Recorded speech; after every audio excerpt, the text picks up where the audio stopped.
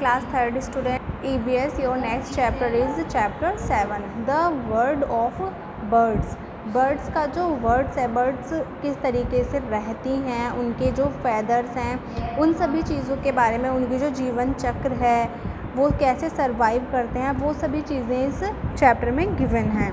First आते हैं हम इनके फैदर जो मोस्ट इम्पोर्टेंट हैं।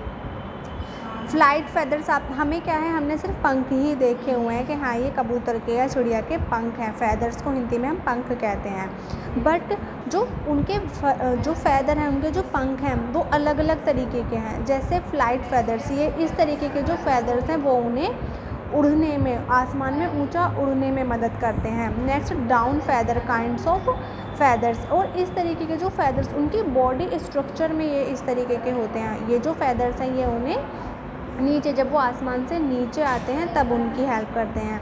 And this is body feathers, ये उनकी बॉडी को डेकोरेट करने के लिए। जैसे चिड़िया है, कबूतर है, पंख तो सभी के होते हैं पर उनकी जो शेप है, अब जैसे हम हैं, हमारे हाथ भी, सभी लोगों के 2 हाथ हैं, 2 पैर हैं, तो बॉडी स्ट्रक्चर तो हमारा भी सेम है, बट क्या है, हमारे जो फेस लुक्स हैं, हमारी हाइट पर्सनैलिटी से हम लोग डिफरेंट देखे जाते हैं।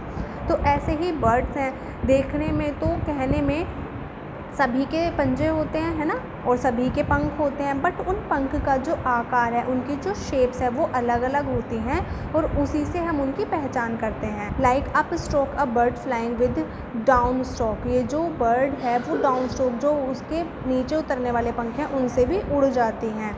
जैक, ये इस तरीके से जब उन्होंने अपने पंखों को ऊपर किया हुआ है, आप पिक्चर देख रहे होंगे अच्छे से, ये क्या है, आसमान में ऊंची उड़ान करना।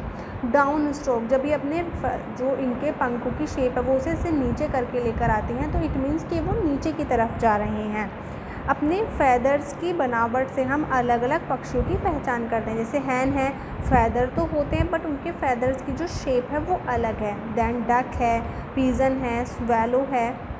अब हैन, रूस्टर एंड डक्स जो हैं ये फ्लाई नीचे करते हैं, शॉर्ट डिस्टेंस में, ज़्यादा ऊंचा नहीं उड़ सकते। पिजन और स्वेलो है, ये बहुत ही ऊंची ऊंची उड़ान भर सकते हैं। देन ऑस्ट्रिच है, कीवी है, इमू है, पेंगुइन है, ये चारों क्या हैं, बर्ड्स तो हैं बट ये उड़ नहीं सकती। The tailor bird and it's next, इसे टेलर क्यों कहा जाता है, जो ये बर्ड है ये, इसकी चोंच इतनी नुकीली होती है कि वो अपने जो घोंसला होता है 2 पत्तियों को जोड़कर और धागे से वो उसे सिल लेती है अपनी चोंच से ही।